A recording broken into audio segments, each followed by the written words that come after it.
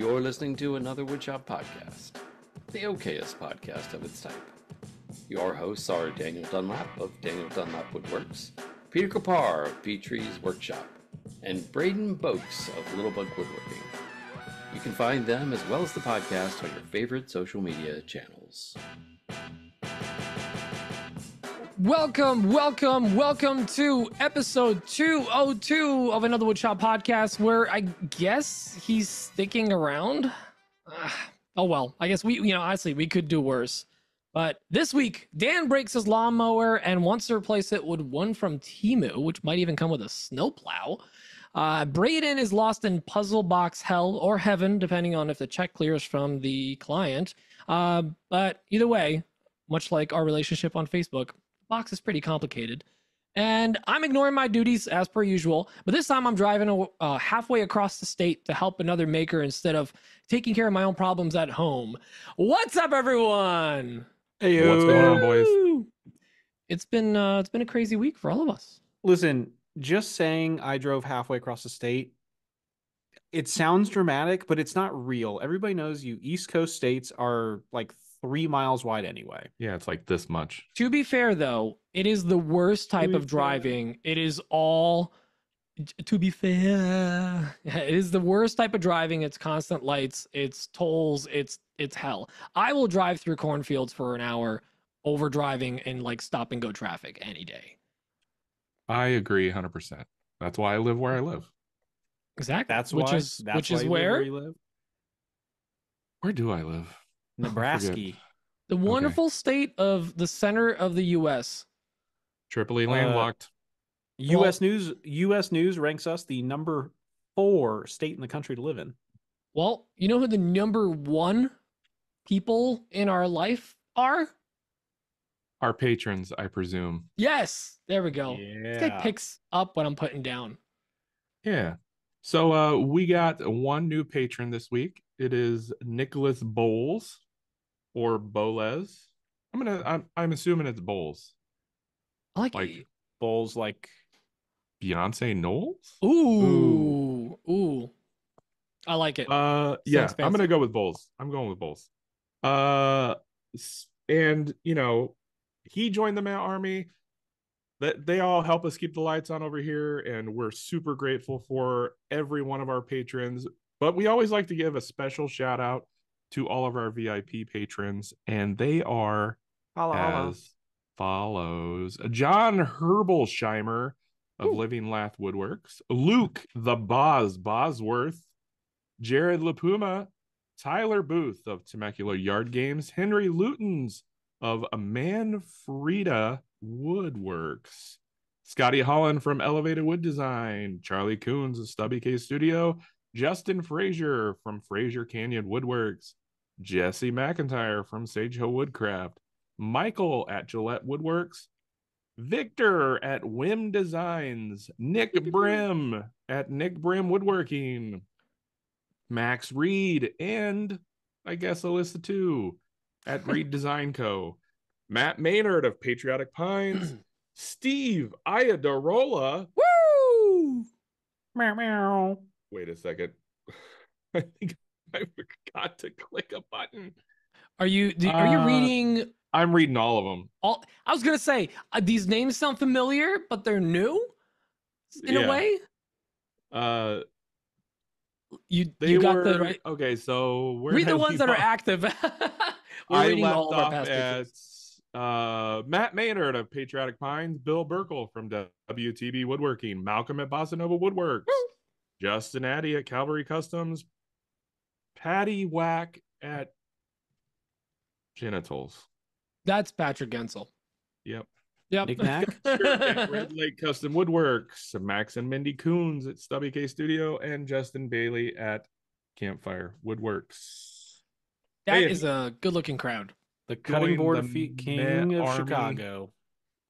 If you want to join the Matt Army, join us over at patreon.com/another woodshop podcast, and you can join one of the tiers we have over there. And if you don't want to join, well, you'll see our tiers, and you don't want to see that. Listen, it can't technically make your life worse. That's what they say. Challenge accepted. Ouch. Oh no.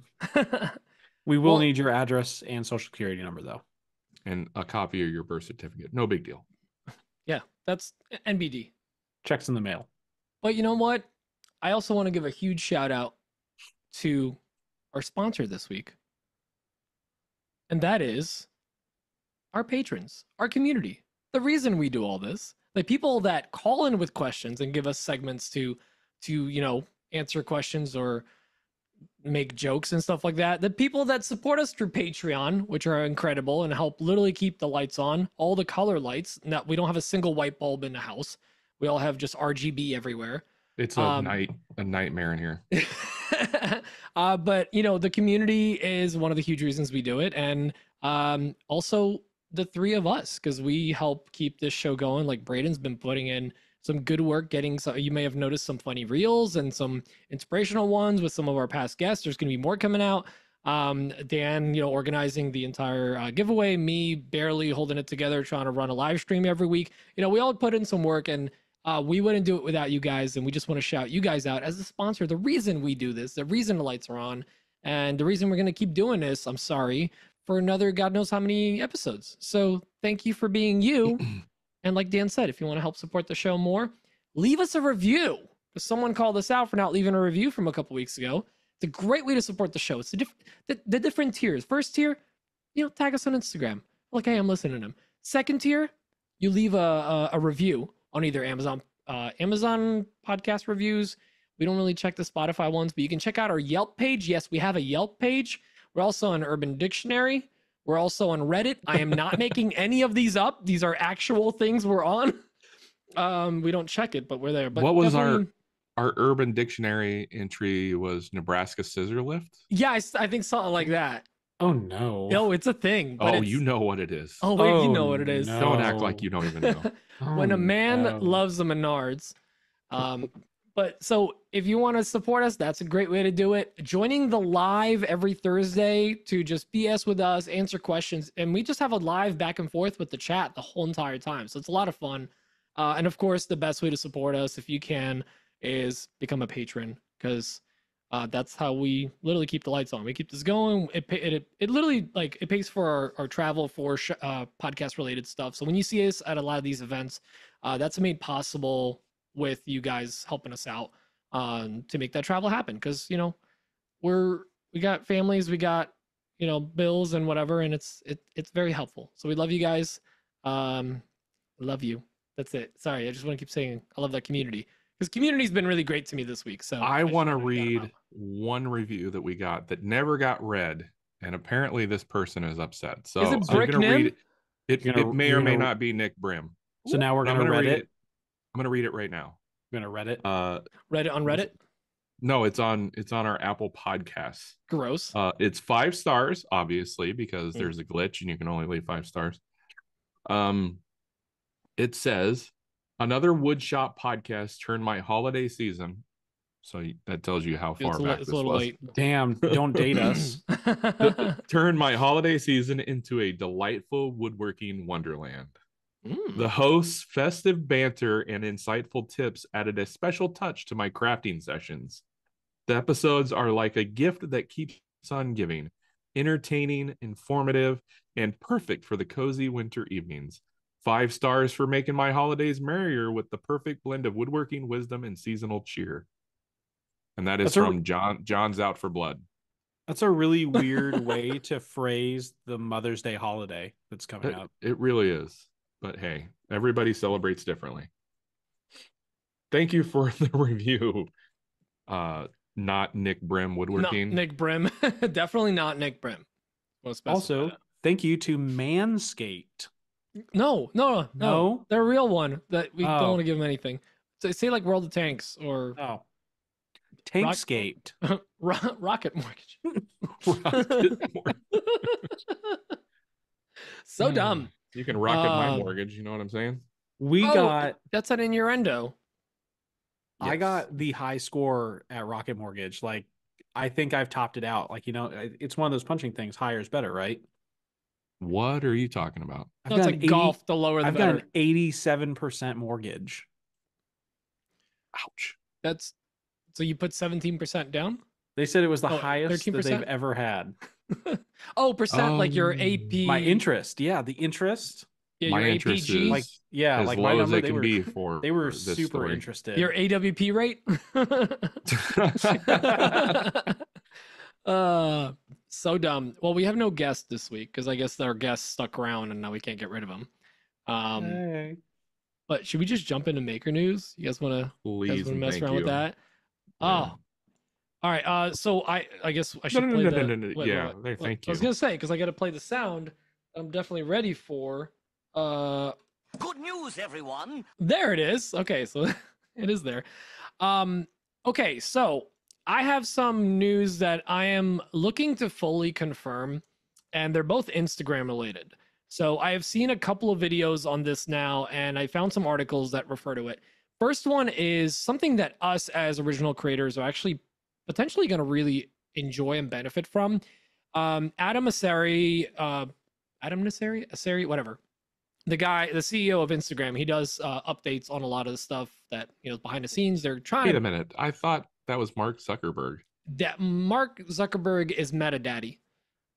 Adam Asseri is Insta Boy. Insta Boy. Yeah, Insta Cool. Boy. It's and like- then yeah. So basically the first thing is there's going to be something on the back end that is going to look at content for people that basically repost accounts that are trying to oh, there's a video blowing up and I want to get those views. I want to send traffic to my page so that I can get more views, more likes, more followers, and maybe send them to the links and things that I want. And 16,000 woodworking plans. yeah, so The worst. we've all seen those. But what Instagram is now going to do, and there were some screenshots that I was able to find that literally say we have rerouted your engagement and views to the original content, the original post. So we've all seen a video gets, we've posted a video, maybe got taken down, maybe got flagged, didn't perform well. You repost the exact same thing, performs exactly the same way. It's called metadata, not like meta Facebook data, but metadata that Instagram is able to see. So they're actually able to see if Braden posts a video and it's doing really, really well, it's blowing up, it's got 2 million views. Dan's 6,000 plans is gonna repost it to try to get the views. That video, Instagram's actually gonna see it and go, we've rerouted your views to the original creator, basically to the original post. It sees oh, this video's popping off. This isn't yours. So it's actually going to be hurting those repost accounts, and it could be potentially really, really good for us original creators. So really something kind of exciting. If this is actually true, if it's going to work, this could be a game changer because you can get double duty on your posts if someone's stealing your content. I like the sound of it, but I'm not going to get my hopes up. Oh no, it's all going to backfire. We're because going to actually lose followers. So yeah. those terrible accounts and repost accounts and whatever they are, they will find some sort of a they'll find a workaround or a loophole. They'll It's crop only a it. matter of time. They'll put a watermark over it. And maybe that's just negative Dan talking over here. What Dan, you and I watch a lot of movies and shows in pieces and TikTok. Mm-hmm. Most of them are reversed and clipped. Mm-hmm. Exactly. Yeah. And that's for a reason. Slightly higher audio. Oh pitch. yeah, audio's Yeah. yeah, the Iron Man doesn't sound that high pitched. Come on. I Since am when does he Iron sound like Man. Alvin and the Chipmunks? We have to find Ant-Man. I don't think that's how you sound. So, I mean, okay. So one of my favorite things to do is when I see one of those repost accounts steal somebody's content and then post it out. One cool thing is that we all rush to immediately tell them that they're terrible people and they should feel bad and that their mother probably doesn't love them and things like that. It does nothing. It's all true, but it does nothing. Yeah, it does nothing. At least this way, we still get the outlet, but the content will still direct back towards the person that created the content. So Hopefully. everybody theory. wins except anybody that buys the 16,000 plan super mega pack for $199. Well, speaking of spending money on useless things, is the second Instagram update. And again, this is just screenshots. But this is a meta thing, so it's not just Instagram, it's going to be Facebook as well. We're all familiar with the pay to play get verified check mark, right, for $14.99, where it went from The one that I let prolapse. Yeah, and I lapsed in judgment and credit card numbers and mine lapsed as well. Haven't really seen a benefit from it. There's that whole threat Not of like, one. well, if your account gets taken over, like, how are you gonna get it unlocked? Well, like, does it actually give you priority stuff? Why doesn't everyone have that kind of security instead of having to pay for it? But Right. here's the thing. Why don't you have a better platform so that doesn't happen? There is, and they're specifically marketing this towards businesses. So there's now going to be 4 tiers of that. The business standard, the $14.99 that has the verified badge, meta verified support, enhanced profiles, search optimization, all this stuff that we all apparently get, right? Then there's business plus, and this is $44.99 a month. Then business premium, $119 a month, and business max at $349 a month. And here's Unreal. the kicker. Here's the kicker. There's multiple kickers. So, and we'll include the link in the show notes. This time I will I promise to actually do it. Like I always say I will. All of these, Braden pointed this out. All of them are already discounted, and this isn't even fully launched yet. So they're all like $44.99 because there's above it is $49.99 crossed out. Like you're already saving money. But like, why is there a sale on a product that hasn't launched yet? Like, is it an early bird It special? makes you Early feel all warm adopter. and fuzzy. So silly. Then the other thing is like each tier only has like 2 or 3 other additional features, but they fluff up the text from the previous tier, so it looks like you're getting like double the stuff. And the last part is this is either Instagram or Facebook. So like, you can't verify both accounts unless you pay twice. So you're actually paying like $30. I think they discount it if you have a Facebook account and an Instagram account. So if you're one of these like business accounts, you could be paying like $600 something a month for apparently extra visibility, links in your reels, stuff like that. I think this is really shisty. This is Super this shiesty. this whole pay to play thing, and even for businesses, like come on, because all that means is some crappy brand out there is not going to put in work and make. Because listen, we all follow some brands that are like straight up hilarious. We might not even use their products. We just like them. They make good content, or they post about things that we actually enjoy, like Red Bull. Red Bull never talks about their drinks. It's just all like sports related stuff and cool stunts or whatever, and you're going to have all these, pardon my French, but like brands on Instagram that are just going to have crappy reels that are going to get pushed because they paid for it. It's going to ruin the platform. That's just my opinion on it.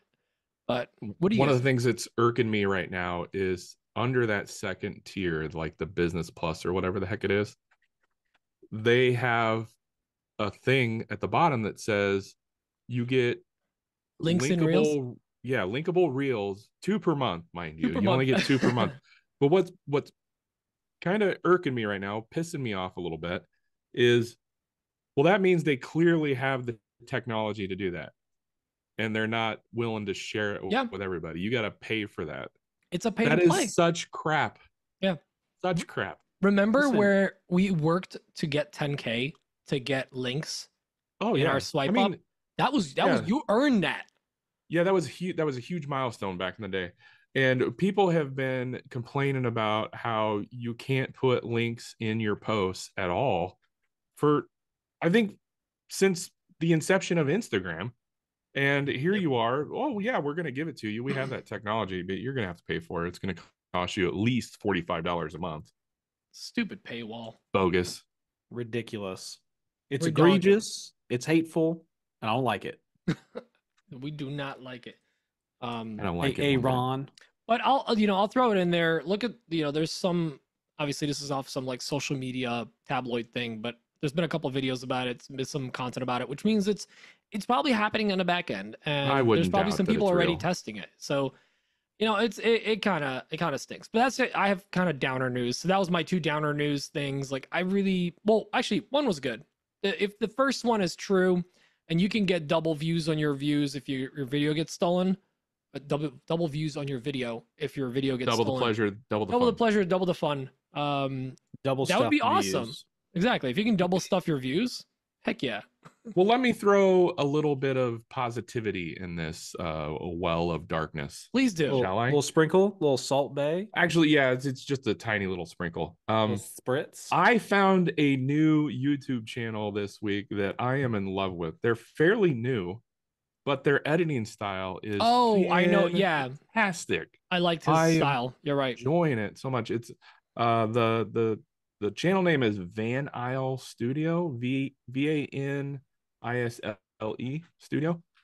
I think he's only got like 5 or 6 videos out now, but he mixes like almost 10K. Good stuff. That shows that he knows what he's doing. Is already got 20,000 views. He mixes a really good portion of like AI and AI voiceover and some really cool editing techniques. It's just a really entertaining video to watch. So go watch his latest video on his table saw plus miter saw workbench. Mm-hmm. I'll send the link to his channel to Pete so he can put it in his show notes. I'm pulling it up now. Okay. Yeah, it's good stuff. So it's a great channel. I really enjoy it. And then my other piece of maker news content, I guess, is Jason Hibbs. Oh, here we go again. Bourbon Moth Woodworking. Never heard of his him. beard has grown back, first of all. So there's that. Thank God. Right? We're all on the edge of our seat. I guess the GoFundMe did okay. But he so he did a video on testing sawstop myths. And it was actually pretty eye-opening. So a lot of the myths are like if you try to cut wet wood with your saw without putting it in bypass mode, it'll trigger the saw. And well, long story short, he soaked a piece of wood in a river for like a week and then took it directly to his shop and ran it through his saw stop, and it didn't trigger the saw. He went through like 7 or 8 breaks. Like he stocked up on the saw stop breaks, and he tested just about everything. It was a great video. I saw links to that video all over the Facebook groups. Like people were like going crazy. So it's a really interesting video. I was probably one of the people that were like, yeah, don't ever cut wet wood. But that is apparently not a problem. You probably still want to run it in bypass mode, but I think the important thing is how you can potentially not always trigger the brake. Yeah, it can be a little touchy, apparently. Yeah. Because he ran nails through it. He ran brad nails and 10-penny nails, and it didn't trigger. But he ran just 10 cents. Just call them 10-cent nails. Dime nails. And then I want to see him try it with a full dollar nail. Or 16 penny. I feel like that was a thing. And then he ran the back of his miter gauge through it, a little piece of aluminum, tripped it right away. So that was pretty interesting. It's weird. Anyway, go watch the video. Don't just listen to what I have to say. I think what we're learning here, though, is that the human body is made of aluminum. Clearly. Aluminium. I am bummed that he didn't shove his own finger in there. It looked like he was going to. But... Yeah. Coward, am I right? I've noticed that, like, if the sauce, like in all the sawstop ads and like they show you the hot dog thing, if they really trusted their technology, they'd be saving all that hot dog money and just use your hand. Who's got all that hot dog money? That's why they're so expensive. Big hot dog. Yeah. They're propping up. Is that why the price of hot dogs have gone up? It is. I'm infuriated. And it's corporate lobbying that's kept the number of hot dogs in a pack and the number of buns in a pack different this long. It's criminal, honestly. I blame Obama. Thanks a lot. That's Obama's fault. That's all my maker news. Well, speaking of hot dogs, top of my head, Braden. I kept all the cheery, like feel good maker news to myself because I'm selfish like that. But I have in front of me an up-to-date list of all of the raffles going on right now for Makers for St. Jude. So if you want to figure out about Makers for St. Jude, go check it out. Makers in the community are raising money. It's all going to St. Jude's, shocker, if you can't tell by the name, fighting childhood cancer. So the goal is for the maker community to raise $20,000 this year, and they've already passed like 11,000, and we're not even halfway through the year. So off to a good start. But one of the cool things is a lot of makers are making products and they are raffling them off to raise money. And so right now, if you want to get involved, you can check out the website. It's makersforstjude.org. But right now there is a raffle going on from TF Woodcraft for a cutting board and rolling pin. Saluna Woodworks has a cutting board up. Let's see. G&M Wood Design has a really cool Osage orange like overhead light thing. Matthew Abelman has a Abel and Friends maker raffle, which includes some signed things that the maker community all signed while he was at Workbench Con, and something called Creepy Craftsman's Eye Contact. I'm not sure if it's a picture of the Creepy Craftsman or if it is in fact a loose contact lens of the Creepy Craftsman's. I don't know which one I'd rather have. I don't For a lifetime membership of Eye Contact. Just follows you around. Just hey. It's like a painting that like it's following me. It's creepily staring at me no matter where I go, including the other room. Roots in Portugal has a really cool scroll saw cow. The Forged Fox has a $400 gift card to their shop. They do a lot of scroll work, it looks like. God, there's so many raffles going on. Olive and Pine Design has something called The Voyage of Resilience. Is this a list that you made, or is there a list Nope, of... this is a list that is on the website, so makersforstjude.org. And let's see. Gray Elephant Goods has a scroll saw mosaic thing for raffle right now. We're getting to the end. Willow and Ash Design has the Lion of Courage, which is another scroll saw product. A lot of scroll sawers out there right now. And then Dad Crafted has an X-Men 11 cover replica. And Big Dog's Workshop has a Claro Black Walnut Charcuterie board up. Ooh. So those are all raffles that are active right this second. And I did check. I didn't see any that expired like in between the time that we're recording and when we would post. Dare I say that is a plethora of raffles. It is almost to the point of too many. That's a feline bunch. I'm sorry, kitten caboodle. Oh, okay. I like that. Yeah, I like that good, one. Good. So that's the Makers for St. Jude product. That's everything that's going on right now. If you find it in your heart or you need some art for your wall or whatever, go find a raffle, go donate some money, get entered in to win something, because donating stuff is great. Donating money is even better when you can win something for it. Amen. Boom. Hallelujah. So there's that. And then June 8th. June 8th is the Surf Prep Maker meetup at their headquarters in Lake Elsinore. I'm gonna pronounce it wrong. Go check out the Surf Prep page, and they've got a poster up. But they're doing a big event there. Food trucks, tacos, raffles, Pecos, makers, stuff like that. It's gonna be a whole bunch of fun, even though it is technically hosted by the Joinery Podcast. We'll still have fun, we promise. Loosely associated with them. I mean, yeah, we're still trying to work out the details if we're going to be coming out there. We're trying to make it happen, but we're all busy gals. You know, we got a lot of stuff going on. We'll see. Yeah, I think the best part for everybody is going to be, if we do happen to make it out there, I think we have to contractually recreate the Anchorman fight scene for Malcolm. I'm okay with that. but like, do we really want, really want to watch all that crying from them? That is true. Yes. The old guys, you sweep the ankles, they go straight down. Timber, I don't want to embarrass them at their own event. Take your mom out to a nice seafood dinner and then never call her again. Dorothy Mantooth. Dorothy Gelman is a saint. Or Dorothy Conderosa. All right, so I got one more. Actually, I'm going to squeeze in one more. Squeeze it in there. So, two of our favorites, one that's been on a podcast, one that's going to be on a podcast soon.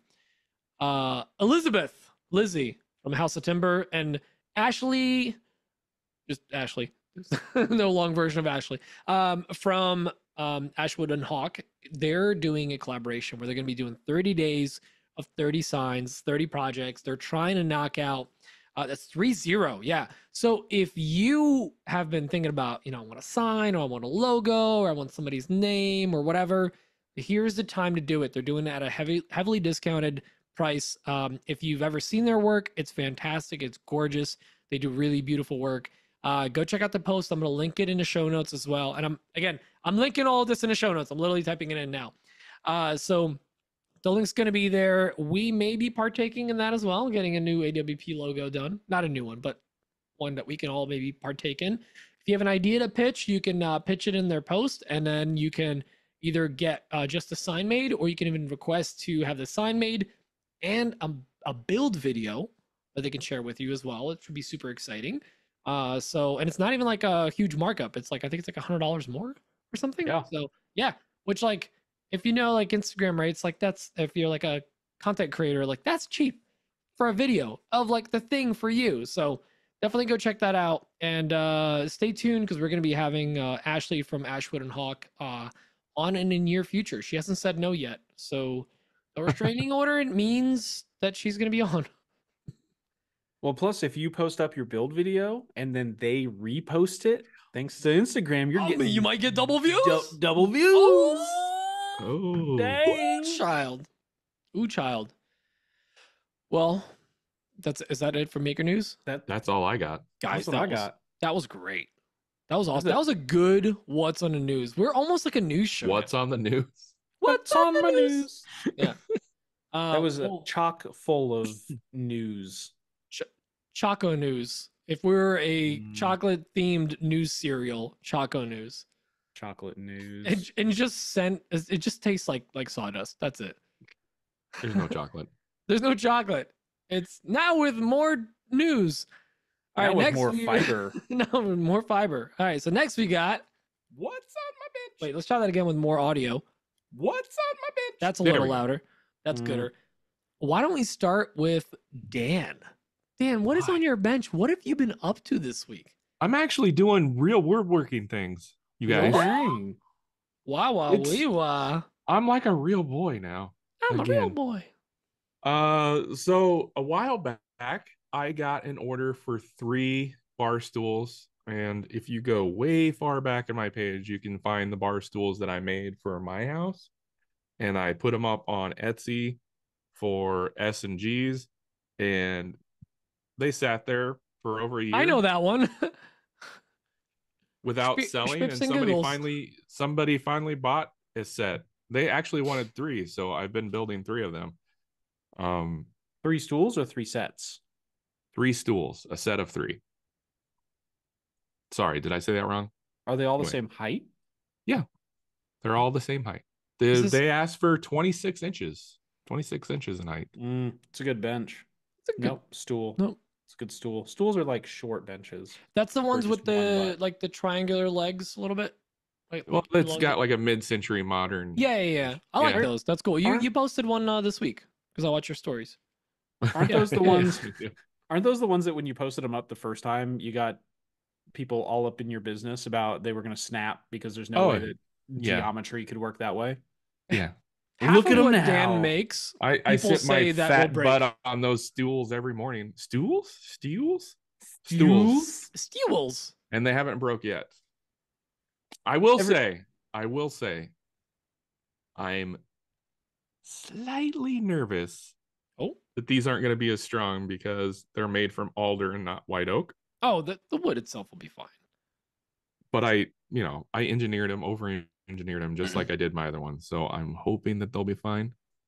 I'm sure the Each- Etsy listing had like an asterisk at the bottom that said these stools are for decoration only and are not Well, intended for butts. dude, here's the thing. The chairs that we got these like pretty nice hardy, I think they're acacia, whatever, stools for our kitchen.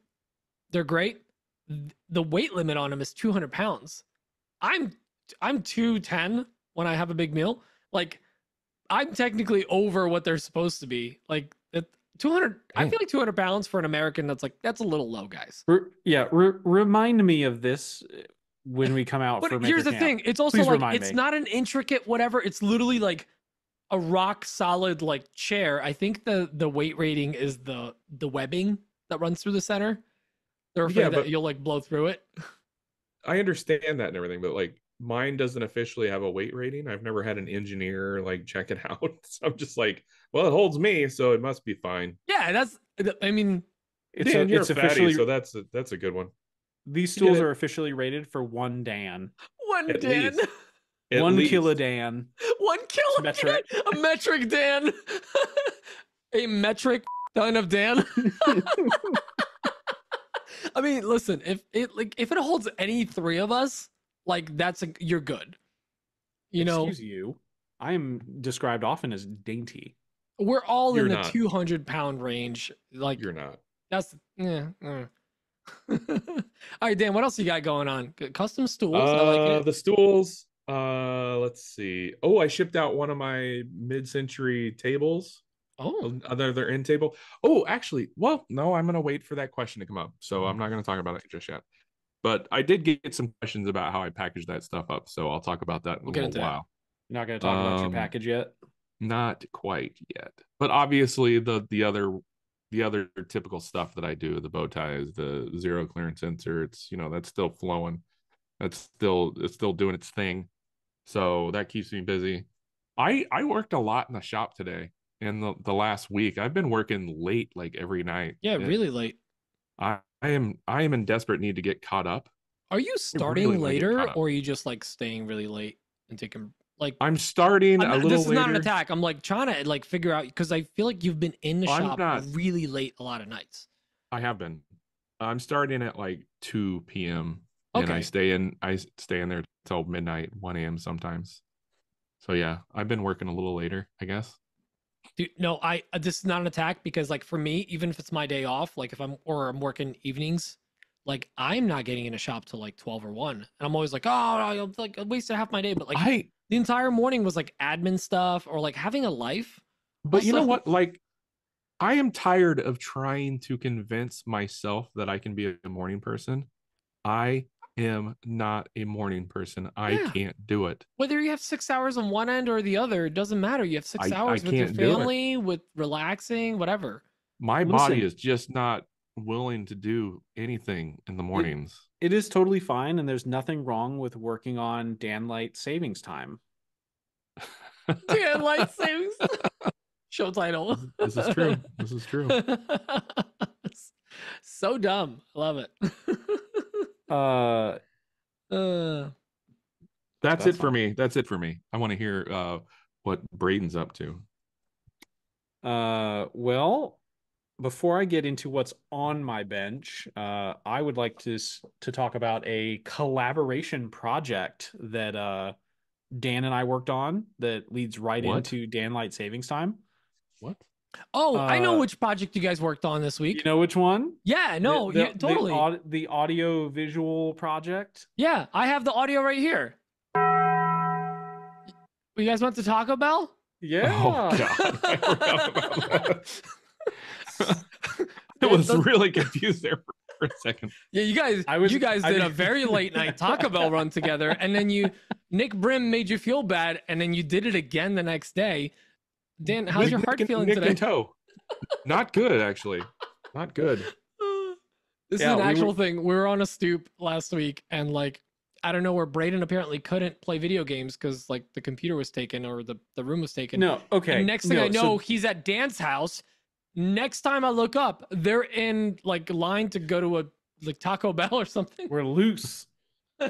No, here's what happened. So I finished in the shop. It's like 10:30 at night, and I think, you know what? What's a girl to do? I've worked really hard this week. I've worked out in the shop. Like, I can't do anything out here because I've got these cedar boxes out, which I'll talk about later, but I can't do anything else. I'm going to go have a little me time. I'm hanging out on the stoop. I'm going to go play some video games, relax. And so I go stomping downstairs with my phone on speakerphone, just causing a ruckus. Flipped on all the lights in the basement. I had forgotten that my wife and daughter had decided to have a slumber party in the basement. And so I come down like a bull in a china shop to my wife peeking her head up from the couch, very aggressively asking me what the push the button. What the No, it only works for me. Oh, yeah, I was sorry. doing. Oh, Biscuits. Yeah, biscuits. Yeah. Just censor Um, yourself. Sorry. what the heck I was doing, to which I promptly apologized. When and she scurried on looked at upstairs. you, did she say, Bruh. was that it? Pretty much. That's the face I got. So I go upstairs. I'm standing in the shop. I'm like, well, I don't want to work. I'm hungry. I'm going to treat myself to some chicky nuggies. I'm going to go to McDonald's, get some chicky nuggies. Because I've been keeping this temple clean for long enough. And I was like, you know what? I deserve a treat. I drive through. More like Temple University. As I'm passing McDonald's and I'm still live on the stoop this entire time. So everybody's live streaming me driving. I remember, oh yeah, Dan's up late these days. So I overshoot my McDonald's, drive 20 minutes to Dan's place, pick him up, and then we go looking for chicky nuggies. Struck out. Chicken First tendies? McDonald's was closed. I didn't know that they were allowed to do that. They Then were you closed. went to the most exclusive Mexican restaurant possible, Taco John's. Taco John's. Yep. Also And then we went closed. to a different McDonald's in a different town, closed. And then we stumbled upon the motherland of Taco Bell. And we timed it perfectly that night. And in fact, the next day, we timed it perfectly. Yeah, you did. We pulled in. There's no line. We pull in. We put in our order, drive up to the window, and we look behind us. There's 37 cars behind us. So, crushed that. Went back to Dan's. Smashed that chalupa life. And Got the nachos Belgrande, and they forgot a taco. They did. Dan was I was shorted a taco-less. taco. I mean, you have the cat. You have a Paco. I have a Paco, but I didn't have a taco, which just sucks. All right, let me ask you this though, because back in the day, like if we wanted to, we just wanted to punish our body, because Taco Bell we considered still like this isn't punishing our body. Yeah, we can get a whole sleeve box of tacos. So they're like 2 bites and they're gone, right? It's not real calories. Have you guys ever gotten a White Castle crave case? No. Oh, We don't have any White Castles here. I don't do no more. White Really? Oh God, we would do that. No, I don't want a There's- steamed hamburger. Yuck. Not since the incident. bro. Yeah, no, I've had incidents. But I'll bet you dude, have. we've done just Those are slimy and nasty. No, it'll be thank 3 you. of us, and we'd be like, let's get 2 crave cases, 30 burgers a case for 2 or 3 people. Yeah, man, it's good. It hits home. It's good. You'd think you wouldn't want it, but they're sliders. It's like you're at a wedding and you just popping appetizers, popping appies, man. Popping apps. Popping appies. Yeah, free champagne, dude. It's the best. Mm. Just saying. If anyone else is I haven't had White Castle in probably. Do we have? 10 We don't years. have that here in Omaha, do we, Braden? I don't think we do. No. We have No. taste. Oh, do you have No. ethnic castle? Just like your ethnic sandwiches, Oh my god. just run by white ladies. Oh, Listen, everything's God rest their ethnic. soul. They closed up. Yeah, I love how in Nebraska, ethnic means Italian sandwiches. Like Italians are so ethnic, Hey, Italy ain't here. so it's different. Okay, but then you got Taco John's. Oh, Jesus. Yeah, but it's John's with no H. So, it's No, there's an H. There's Is there an H? Yeah, there's an H. I don't go to Taco John's a lot. I do. I prefer it over Taco Bell. Your Taco John's is way closer to you than anyone is to me. So All right, by the way, I've derailed this whole conversation just to use Yes. the gong or the bell from Taco Bell.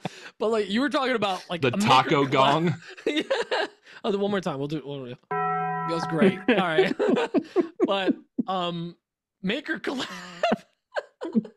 Oh yeah, we Yeah, should have talked Maker about collab. that. Maker News, Maker Collab is wrapping up right now.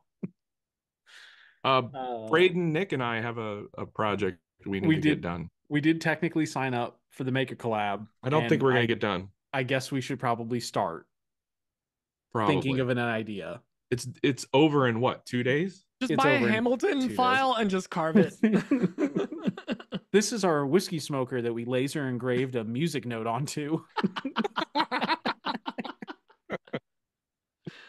That might be a good idea. Actually, we might need to do that. I'll swing over to your place so we can record the whole build video.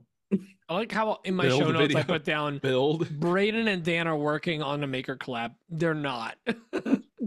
Hey, Uh, listen, we talked about it last year. We signed up this year. Next year, we might come up with a plan. Like Next year baby we'll sign up and steps. maybe have Yeah, something on we'll paper. come up with a plan. So you can't just go into this cold turkey. That's how you pull something. cold turkey. Baby steps. Turkey. But yeah, so that was my collaboration project with Dan. We collaborated on tacos. And then we got Nick Brim and we did it again. We perfected the art. So Well, you're gonna work on a collab and then you got tacos instead. No, so Nick found a good deal on a drum sander from the He Facebook did. Marketplace. He did. Yes. That was awesome.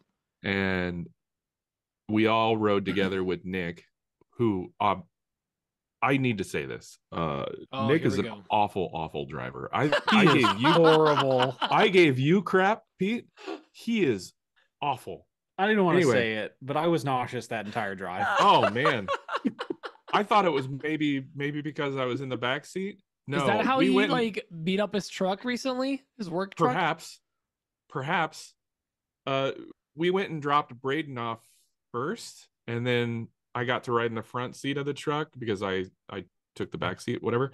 And I thought that it was moving around and he was just swaying all over because I just thought it felt that way because I was in the back, because like when you ride in the back of the bus, it feels like it's swaying more. Was it a Dodge Ram? That's probably why. No, differential is all offset. Yeah. No, anyways, it was the same ride when I got in the front seat after we dropped Braden off and went back to my place. Yeah. Anyway, Nick is an incredible person. He helped me finish my drum sander and get it all back to working order. But he's an awful driver. He's an awful driver. He's not allowed to drive anymore. He's an awful driver. He's such a good friend. I am willing to drive him wherever he wants, chauffeur style, as long as I'm going there. At least he moved where all the bad drivers belong, Iowa. Am I right? No, okay. Yeah. I thought we were gonna get some camaraderie. You guys will back me up. Well, there we go. We lost the whole state, guys. Sorry. Speaking of losing the whole state, so I threw up a story while we were doing our live stories. Thank God you said a story. Yeah, I threw up in the backseat because of the driving. No, I was posting stories, and I posted one where it was Nebraska is better than Iowa. I riled some people. I got some comments. Ooh.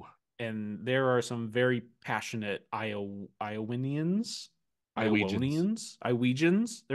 passionate Iowegians out there. Oh, what Iowegian are you from?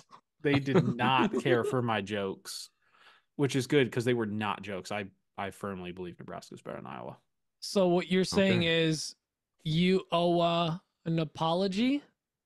No. That was a stretch and a half. Yeah, dude. I didn't like that. Has to say that one, but no. You have to say Iowa. No, I will not. Anyway, I will never apologize. Oh, and on that escapade that we had, we also took one of Braden's flower, one of my cedar box. Garden thing box. It's a raised planter garden box. There it is. We took that to so many words to say 2 words. Yeah.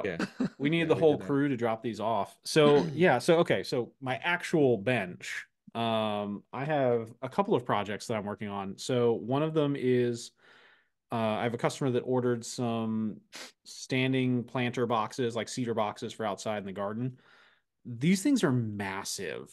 They've got 4 of them. The 2 smallest ones are 3 foot by 3 foot by 30 inches tall. To me, 3 feet is not huge. Like it's just not that big. It's just 3 feet.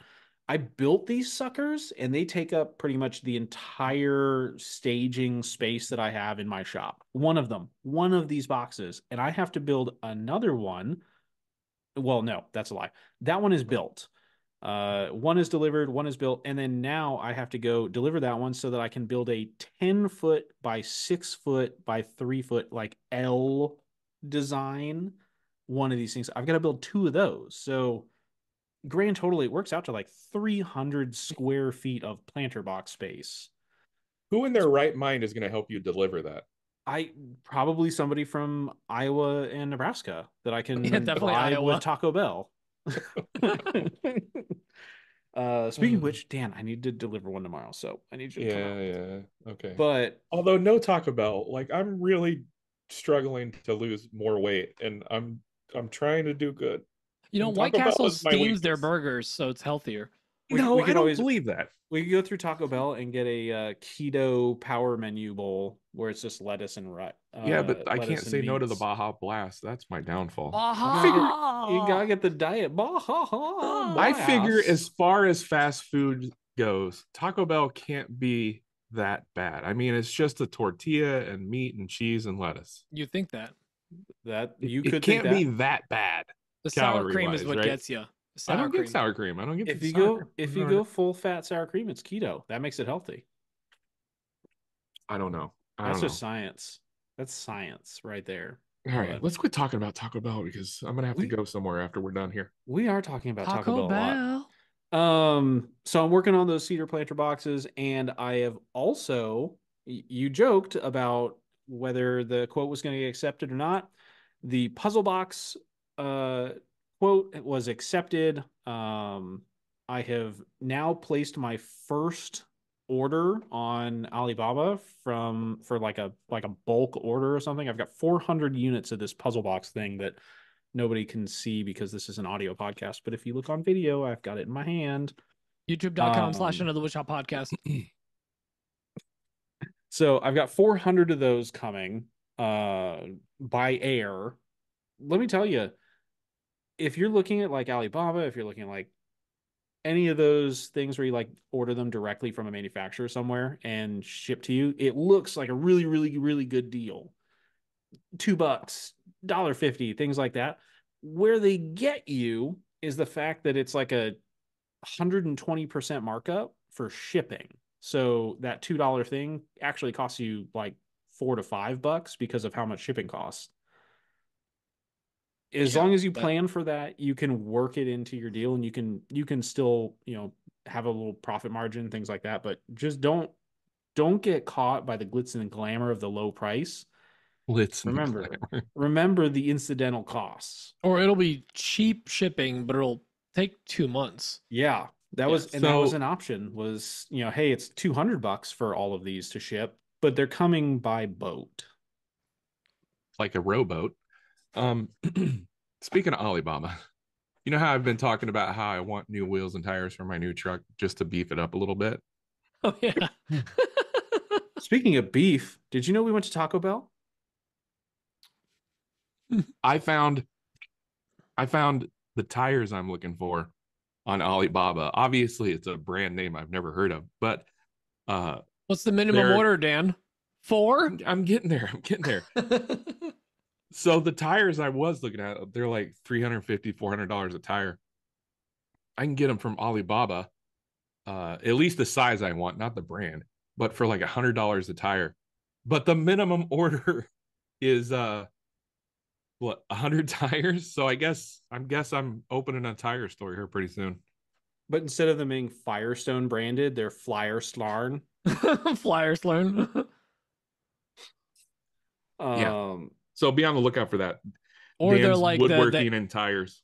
The Amazon brands that are like kind of sound like the thing they are, but they're kind of off brand. It's like Firestone instead of Firestone. BRFG. Yeah. But I don't know. So I've gotten some feedback on, somebody made a comment to me, and it was, it's a shame that it's so much cheaper to just order these things from outside the country and bring them in rather than just having somebody build them here. But I mean, the amount of time and the amount of time it would take me to figure out how to build something like this, unfortunately, there's just no too way much work, that man. It's not cost effective. And then to do it 400 times, there's no way you could afford the cost that would be created by that, even if you had somebody working at like minimum wage and just a wildly optimized process. Like it'd be cost prohibitive. So it is sometimes what it is, unfortunately. Sometimes you just have to build it into your budget. But one thing that I did learn from doing this is if you're looking at doing like corporate branding stuff or branding stuff for, in quantities, things like that, if you're going to Amazon and you're buying all of these things that are like, laserable products, it's coming from somewhere. Like, person on Amazon is not making these things. So if you plan according, I know. What about Amazon handmade? It's a shocker. Yep, I've been lied Amazon to. handmade. It is hand assembled. What if I in the United pay for States. Amazon verified with the check mark? Are you doing Amazon Verified Plus for $115 per month? Well, I can't afford that. Well, then it's fake. It's all. I hate this country. I hate It's it. not handmade. It's foot made. If you don't get up, You to watch your mouth, immigrant. Do you want to give more money to Bezos? I don't, but he just makes it so easy to give him money. Yeah. Amazon's just the middleman typically. So, but yeah, so there's, if it's something that you are looking at building your business around, is these types of products, increase your lead times. Talk to your customers about cost savings that you can give them, and take advantage of the fact that you can cut out a middleman somewhere, and you can get stuff, and build up your profit margins and discount your customer quite a bit. Because my customer is actually saving $5 a unit just from me ordering them directly from where they got them the last time that they ordered them. So that's my bench this week. You gotta spend money to make money, right? I keep telling my wife and the IRS that, and you just got to keep doing it and doubling down until That's what I told Kayla when I purchased those tires. Wait, did you buy them yet? The 100 tires? Yeah. I'm opening a tire shop. Dan, just real quick, I do not have space to store 100 tires. I'm tired of this joke. 96 tires. I need you to tread lightly, Dan. Something about a rim job. I don't know. I don't like getting jokes in here. What's on your bench, Pete? What are you working on? Is it my time? It's your turn. Is my time? Oh, man, we've been talking so long. All right, I know you guys have been waiting for this one. Yeah, I got you. All right, I got my own theme song now. All right. This podcast has gone downhill. I hate how much I love that. I hate it. It's definitely gone down. This is so stupid. You should never give me access to a soundboard. We need to get a guest in here soon. We've been alone too long. No, it's fine. So I had a pretty busy week. So last week was like every single day I was in full Dan mode. Like every day, any waking hour I had, I was in the shop trying to get Whoa. All right. Don't put me in that category. I was a Dan Business Plus mode for $150 a month, where any waking moment I had, I was in the shop working on these ice climbing tools, not just to because I wanted to deliver some last week, but just to get, because it's like steps, it's like 6 or 7 steps for each tool, to get as many things through the first 1 or 2 or 3 steps as possible. And we definitely made some progress even after so last week I kind of give you guys an update. I dropped off or a customer picked up a first batch. We had some lined up, and then this weekend or the last weekend I did a little bit of work, but I also took some time off. It was Emma's birthday, so we made sure to celebrate that. She is very young still, very young and beautiful, and just been trying to get as far ahead on this as possible, just to get all of them on the final stages. Patrick Gensel was nice enough to come out and help out. I'm paying him for his time. He does good work. That guy, Patrick, he's like us. If I put one of you guys in my shop and was I need these sanded, and I hand you a thing and I'm I need it to feel like this, you'll hand me a tool like that. You get it, right? So I'll hand you a tool, all right? Oh yeah, Dan, you will. Dan, I like how he says, obviously I paid him, whereas I don't think you or I have ever paid each other to help do any work for I labor. always offer. Well, here's the thing. And you guys we always offer, tell me no. but we never take Which it. we'll get into that. So I have a very loose / firm rule with even with Keith, right? There's been in the beginning when we first started helping each other out, we're local to each other. We weren't best friends. We're best friends now, guys. We're best friends. But in the beginning, it was kind of hey, I need help installing this thing. I'll pay you for the job, whatever. I was charging him for the Lamello things, and now it's just I'll just print them for you. I'll just I don't care. It's one-offs, right? But when it's like a big production thing, if I ever need his help or he needs my help, like we know to be like, all right, like I'm gonna pay for your time. I'm stealing you for the whole day. Like, Well, yeah, let me at I least feel throw like that's a little different than just like yeah. helping So for a little bit. so that's the thing. Like Patrick has come in twice now, and he drives an hour and 15 minutes. So I give him some extra gas money too. So like I want to make sure he's happy and comes back, and he does really good work. Like he does it to basically like 95% of where I'm like, okay. Are you I'm saying nice things about him just because he's a VIP patron? He is too. So that's triply good. Yeah. He's a good guy. I don't care what they say about Patrick Gensel. He's great. He's a good guy. He's fine. He's fine. But no, so it's been really nice to get caught up on that, get ahead on that job. There's still a lot. We're probably about a third through the whole job, which seems crazy. I would love to wrap it up by the end of May, but we're probably looking at like mid to end of June. Luckily, they're not in a rush to get this stuff. It's gonna be June. So there's that, but also took some days off this weekend because we were going nonstop, and I kind of burned out. But I took some days off. I'm peppering random vacation days because like I get paternity leave, and there's like a whole thing with that. Like basically, I could use all of my vacation time to like supplement the gap because they don't pay you the full 100%. So they're like, hey, you can use all your vacation time. I'm like, what if I want to keep my vacation? They're like, you're not going to get your whole pay. Like, yeah, I know that. But what if, like, can I do that? And they're like, I guess. So I'm using all of my vacation time on top of paternity leave. And I'm going to basically have 4 months off this year, which is amazing. I'll take that. Yeah, Dan's like, yeah, because he stick it to the man. So No. I know how this ends. You don't go back. Oh, well, that would be the beauty, Dan. That'd be amazing. I'm calling it right now. You don't go All right. back. All right, we'll see. Honestly, if we're at that point at the end of the 3 months, if I can have a baby and blow my business up, that's a good problem to have. I'll take that. But anyway, so I took some days off. Like Monday, I was getting caught up on stuff. I forget what I was doing. I was running errands all day. We got a water softener put in, so it's extra soft water. So So soft. wait, get this though. So we have a well on our property. We finally got a water softener put in because all of our faucets are everything. It's just super hard water.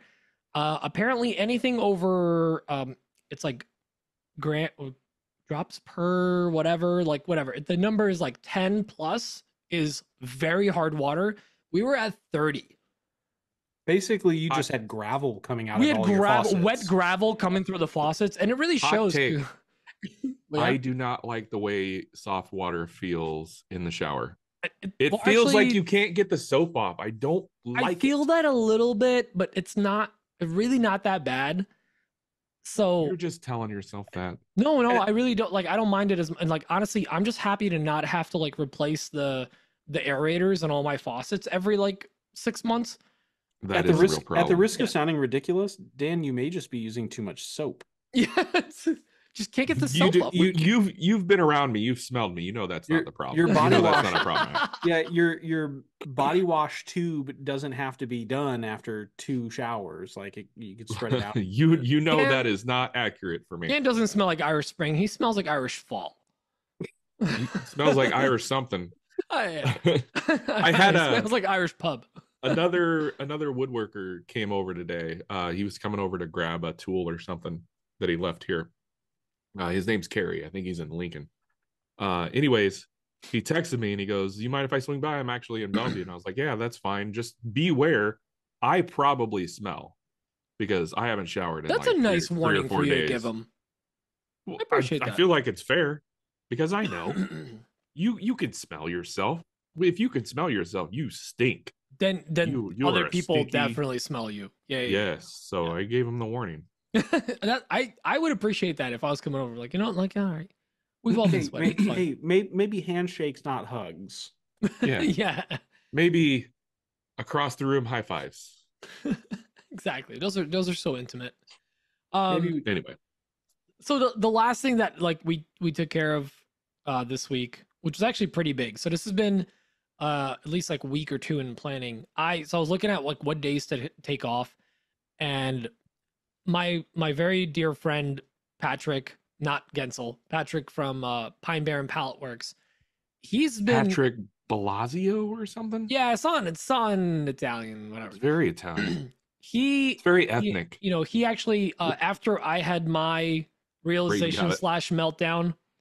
Oh, sorry, I missed it. Like my realization / meltdown story, like word vomit series. Like 2 days later, he had it where like he's very overwhelmed. Like they have this full size shop. Their facility, oh my god, their space is beautiful. Dan, Braden, like if we had this space, we would be. Oh, it's just so good. So much space, so much room. They have a finishing room that literally has like a garage door where they can just like spray and it's contained. Do they have room for activities? So much room for activities. And there's a loft. Loft. No power tools. Bro. Oh, wait. You gotta be quicker. There you Yeah, go. sorry, I had it muted. But like, I was really hoping he was gonna accidentally hit the ooh one. I was hoping he'd hit the Pedro theme song again. No. I'm not like that. Okay, I'm not. But the space is incredible, and they're able to do great work. But like, they're overwhelmed. They're still. It's been almost not a year, but like they moved in, and we helped them move in October, September, November. Been well over a year. No, it hasn't. I think they got into the shop space before the store space before they got into the shop space. We helped them move the shop. So we were there early fall last year, and it's awesome. But like they're still moving in because they got all their tools in there and they went back to work right away.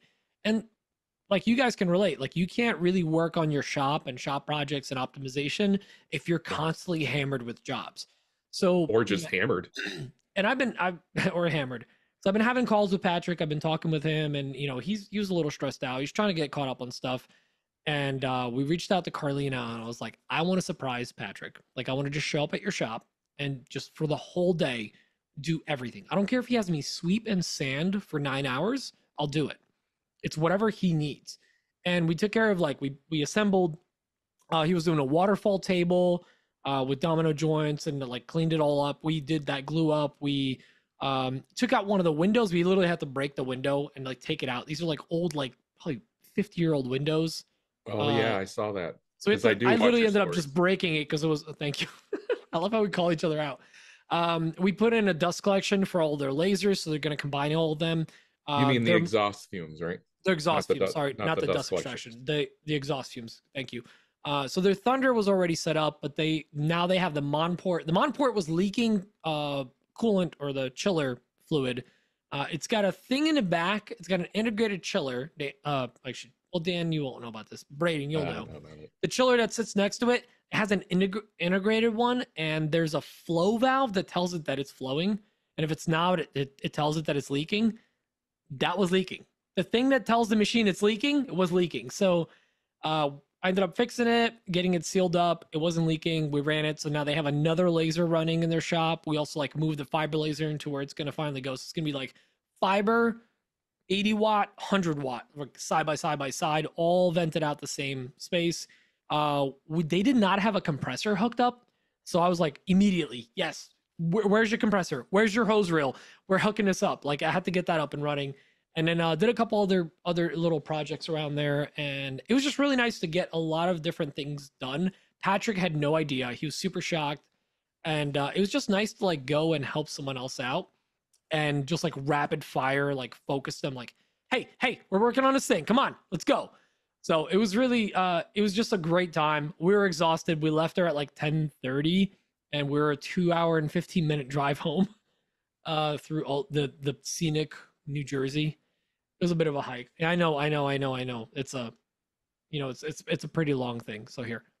2 hours later. There you go. I'll throw that in there for you. How funny would it have been if you guys pulled up and you're raring to go? You're like, I'll sand for 9 hours. Like, I'll do whatever you need. And the first thing that he says, we just picked up an ice climbing tool job and I need you to sand these. It would have been awful. I would still do it because he would need it. That's all it was. Because he had all these like, here's the thing. And I've been yelling at him that like he needs to hire help. And actually I want to talk, sorry, I know this is long, what's on a bench, but I want to talk about this a little bit, like of getting help when you need it. Like Dan's looking into getting some help. Braden, I feel like you're going to get to that point pretty quickly. It's like, we're almost afraid of hiring people because the government and like, you know, insurance it's expensive. and it's period. expensive and how are you going to pay them and I can't give them a 401k. Like it's a lot of stuff that makes you scared to like bring on help. But people are looking for work and they don't necessarily want all the crazy benefits. They just need work. And it's nice to be able to bring someone in to help out. And all you need is a W-2 from them, and then you give them a W-9 or whatever the form is at the end of the year. Your accountant can handle it. And that's what we're going to be doing, like going forward with my neighbor who's down the street. He's helping out a lot now, and he's going to be helping out more this year. And he's going to make over $600. I'm going to give him a form at the end of the year so I can write off the money so I'm not getting taxed on it. You know, it's a lot of scary numbers. Just get an adult, get an accountant, have them help you out with it. Because we all need help. And I keep telling Patrick that, like, you can't, you need to get help. His answer was, I can't afford it. My answer was, you cannot afford to have help. You just need a shop. Like, you need someone to pick up, sweep up, move over, haul, clean this up, glue this up, sand this. Like, you don't need to pay somebody $60 an hour. Bring in a high school kid and pay him, you know, $15, $20, $12, whatever your regional rate is, to just do like grunt work. A lot of us just need grunt work. Hold this, pass this, hammer this, sand that, pass me this. Like, because you can't do a glue, like the waterfall glue, table. There's 2 waterfalls. The joints were really tight. We're hammering away, trying to glue everything up, clamp it up. It was 3 of us doing it. Me, Pat, and Carlina. And like, it still took us like an hour to get the whole thing closed up. So all I'm going to say is, like, if you need help, like, look for some help. Dan? Yeah, there's a...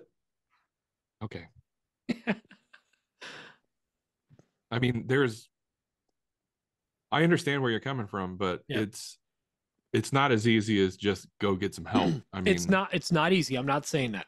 I'm no. saying look for it, because a lot of us will complain and we won't look. It's a huge financial burden just on its head. Like, I'm not talking about, you know, all the extra benefits, just the money that you have to pay them, even if it's just minimum wage, whatever that is, like $12 an hour, $15 an hour. I mean, that's still a big chunk of money. And that comes directly out of your pocket as a business owner. Yeah. True, but I've pointed this out to you before, Dan, and I mean, we've pointed this out with like pricing and things like that. And I totally understand. There's a really scary part in taking that step forward, because it's not just you. Like, the 3 of us, we can just absolutely abuse ourselves. We can, you know, if we have to, we're out in the shop until 1, 2 in the morning. And the time, like, we can just stop accounting for that time when we are accounting for what the true cost of these projects are. The second you get somebody else that is actually watching the clock, it makes that part real. You can't just stretch their time and not pay them anymore. So I get the fear, and I get, because I mean, it's something I'm worrying about at some point that I'll have to deal with. But Pete's right. There is a point where you cannot afford, you know, a lot of us makers, we hit a point where we cannot afford to bring on help. We cannot afford to not get that bigger tool. We cannot afford to not get a CNC or a laser with a bigger cut bed or something like that. At some point, you need to suck it up. You need to make that jump, because you've already reached the point where you are maxing out your resources. And if you are maxing out your resources, you can't grow, which means you can't take it to that next stage, which means you can't start to afford even more help. I mean, Amazon started in a garage. Like, they had to bring on people at some so point. Did we. Now it's Amazon. All the 3 of us, look at us. We're like Amazon. We're Amazon. We're Amazon. But no, Pete, I totally agree with you. There's a point where you cannot afford not to take that next step. And I think that that's a really hard thing for a lot of people to do, but you got to pull the Band-Aid off, and you just got to freaking do it. Absolutely. I 100% agree. Like, it's really hard. And listen, I don't have a lot of experience. I've just started bringing people in. I'm basically 1099 them, or I'm paying them just cash in hand until they hit $600, and I'm just gonna do it the legal way. I mean, because it's a benefit to you. Because I actually was thinking about it, like, oh, like, I'll keep paying them cash, and even Emma called me out, and she was like, no, because like, you just gave someone, let's say, $1,000 this year that you have to pay full taxes on as income. but it's not in your shop, like you should be getting that 1099 or whatever it is. Like, yeah, I think 1099 is the one. Like then you're paying 0 taxes on the money that left your shop, and they just have to claim it as income, and they're getting paid. They're paying the taxes on it. So at that point, with a 1099, you don't have to pay any employment taxes. You Is that pay correct? 0 employment tax because Okay. it's a contractor essentially coming out. Now, granted, talk to your whoever does your taxes. That's how you want to do it. Like, don't take our advice. Yeah, asterisk, we are not CPAs. No, this is not. Yes, But thank you. as a contractor, like, you just obviously need to be insured for having somebody in your shop, but you do not need to be paying any Social Security tax, disability tax, any of those like extra fees that your employer pays that you see on your paycheck at your regular job. You don't have to worry about that. So, and here's the thing. At the end of the day, this is what America's about. This is literally what this country was built on, is like the opportunity, building businesses, capitalism. Like, not to get like too in depth about this, but like Democracy. Democracy, liberty, freedom, bombs. Like, this is what America was built on, so like, don't worry about it, Dan. If you are in need of help, there are things in place to allow you to get help that are fully legal, and you don't have to pay taxes on it because you're just paying them cash, and then they're paying the taxes on it. Talk to your accountant, get some help, Dan, and go from there. Yeah, but Dan's getting help. Dan's gonna have some support in the shop this summer, which is awesome. I'm really excited for it. Plus the money that End you'll of the month, hopefully. the money that Yeah. you'll spend on getting like an extra set of hands for somebody just like to do some work around the shop too will save you money, because you're not having to buy therapy when you inevitably have a mental breakdown because Yeah. you're trying to carry the weight of 3 people I'm pretty just on close to a yourself. mental breakdown already. And I'll tell you Just- this much: the concept of a body doubling when you have a friend in I your shop, love somebody body with you, doubling. you like when you hire someone, they're doing 50% to maybe 70% of your work. They're never going to give you 100% of what you're doing, and you have to be okay with that. 50 to 70. But the thing is, if they're in the shop with you, you're putting in like 110. Yeah, you're putting in extra work, and 50% more at like a reduced rate from what you charge your hourly rate as, it's still worth it, guys. Trust me, it's worth it. I love body doubling so much, and I love the idea that there's a name for the concept. I love it. I So- mean, I use it all the time. Sometimes I'll have Emma just join me in the shop. But anyways, I want to like wrap this up. Just get support if you need it, or call us about your story. Like, we'd love to hear like if you guys were in that situation, if you hired help, if you didn't. We'd actually love. We don't just want questions. We want some other stuff. But anyways, I'm gonna wrap up my hour, guys. Thank you so much. So I'll see y'all next week. But anyways, let's. I had to throw that in there. Why don't we get into some questions? Because we have some good questions. Dan, you had a really good question that called in about something that we want to talk about, right? Yeah. Yeah, I was confused. We really need a new intro for this, but Betty, ramble lamb. Go, Black Betty, ramble lamb. there we go. I messed that one up. Sorry. What's in my questions? What's in my questions? So we have a refinishing question. This is from, I think this one's from Randy. No, Randy? I don't know. I should really have the names here, but anyways, here's a question. Ooh. Oh, did I Yes. push the wrong button? No, I didn't. Hello, it's Josh the Dad. Yeah, Josh the Dad, one of the big IG, coming at you with this week's question. Sorry, it's a gimmick. I've got it. That was Everybody's got amazing. Gimmicks. I got a question for you this week. Before I get to the question, though, I just want to say I'm the kind of person that likes to ask the strange and unusual thing. Half the time, I just try to make up a good question that other people can learn from. So, anybody out there listening, if you have a problem of sending in a question because you're like, I don't want people to think I'm an idiot, well, send them to me. You can send me a DM over at Josh the Dad 1 on the big IG, and I'll ask your question for you. Now, make sure it's appropriate and clean, and I'll send it in. But here's this week's question. I'm finishing up a project. It's taken me way too long to finish, but I'm actually putting finish on it now, and I'm using oil. I'm using walrus oil because I like it, and they're local to me, so I like to support them. But I like the way it looks. But what if, say, I don't know, my customer doesn't like the way this looks? Have you ever had to put oil on something and you go, wow, this is great. And you send it off and they're like, hey, that looks like garbage. Take it off. I want something different. Have you ever tried to do that with an oiled piece? And is it even possible? And if you did, what did you have to put over it? I was just curious because, you know, it's the things I think about. Hey, well, you know, that's all I got for the day. Until next time.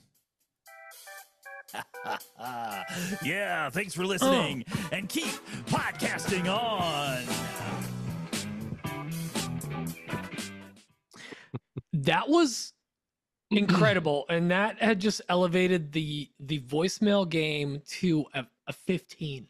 That's like a bolt of lightning right to the nips. It's like right now the top contenders are well, actually 3 top contenders are Jackman because he makes his own theme music. Obviously, Josh the dad killed it with this one. And of course we have Thomas with his own theme music. You guys, this is amazing. I don't know when this became a thing, but I need more of this. This is awesome. I don't know how you do it. I need access to these tools. The production level on that is unreal. I mean, just like a little like, that's so good. The hi-hats. Anyways, finishing a piece with an oil finish like walrus oil, and then having to refinish it because your customer did not like it. Dan, do you have any suggestion? Never had that happen, but I do know for a fact that you can sand it off. Yeah. That includes walrus oil, any sort of oil finish that does cure. You can even sand off just like a mineral oil finish. That will gum up your sandpaper a little bit, obviously, because it doesn't actually cure. It never really dries, but it can be done. It takes a little bit more effort. But I've never had a client or a customer say they didn't like the finish I use. So luckily that's never been a problem. Fingers crossed. What about you, Petey?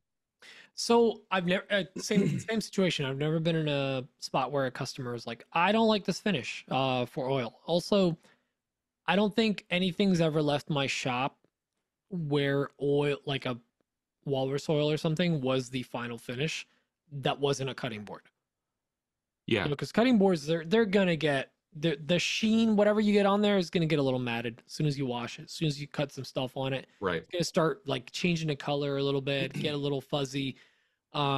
Anything that is being handled, it's lacquer. On occasion, it's and back in the day, it used to be a lot of poly, which gets a nice film, hard finish at the end. Not a film finish, a hard finish. Rubio's my choice one too, and now General Finishes, which is basically like Halcyon and General Finishes are very like the water-based finishes, very clear, doesn't yellow the wood a lot. It's a nice thing, and some people don't like it as much on like walnut because they want that oil-based finish because it that richness a little bit. Yeah. So like a Rubio's a little better. There's some like Bumbleshoots makes that Binuba oil that's really nice. And that'll actually, if you use a hard wax oil, like a hard wax oil, not just oil, that'll actually cure a little more. You'll get a little more of a sheen. And once that cures, it's pretty durable. And you can probably do other oil finishes over that. You probably have to scuff it up anyways. But I will not pretend to know if you can mix that with another oil finish successfully. Definitely not a water, like you can't change finishes from water-based to oil-based. It'll mess it all up. You're gonna have to sand it back quite a bit. Send it back to Dan so he can sand it back. Braden, you ever run into something like that? Back, girl. No, I mean, just like all of us, I've never had a customer come back and just absolutely hate a finish to the point where they want me to change it. So yeah, don't mix oils and waters, and that's kind of it. I don't have a ton to add on that one. I love walrus oil for some basic finishes. Like if I do too. Spoons, That's my boards. go-to for like cutting boards and things that need to be food safe. Yeah, exactly. But I wouldn't do like a furniture piece. I know they have like the furniture oil. They have a wax too. They have a furniture butter. And it like cures like it cures hard a little bit, Now I've dabbled with putting that on some of the C tables, but it just takes so long to cure that Yeah. I don't have time to wait. So I kind of quit using it, but I still use it for cutting boards and, like I said, food safe things that need to have a food safe finish. And it's a film finish. It's going to be really thin when it goes on. So like, yeah, it'll be water resistant. It'll be good, but you gotta really buff it. Pay attention to the buffing instructions on a lot of these, because you need to like actually apply a little heat to get that real nice sheen and help that first coat cure.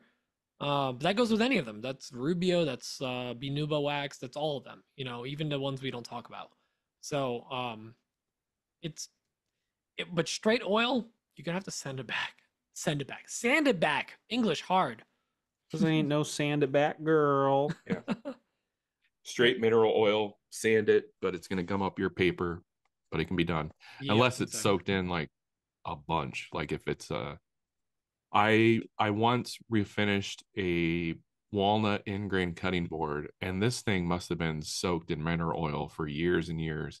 I sanded it and sanded it and sanded it, and I swear the mineral oil went all the way through, and it was just like, it is what it is. Now, was I basically- have put hard wax oil, like I've used like Binuba oil over ones that have been hit with just like mineral oil. It obviously you sand it back just to like level it out. I apply it on there, no issues. So oil on oil, you're definitely a lot safer, but just like read instructions or even reach out to the manufacturer if you can. I used to do that for a lot of my cutting boards. Was I would soak them in mineral oil, just to get them all the way through, make sure that they stay moist, so they're not cracking, things like that. And then I would actually go back after and I would apply a hard wax finish onto it, so I could basically sealed it all in. It helped a lot with like the oil finish wicking out, kind of blocked some of that while holding some of the moisture in. So I was informed that was unnecessary and I kind of stopped doing it, but it worked. Yeah, And just it go ain't with dumb wax if it now. works.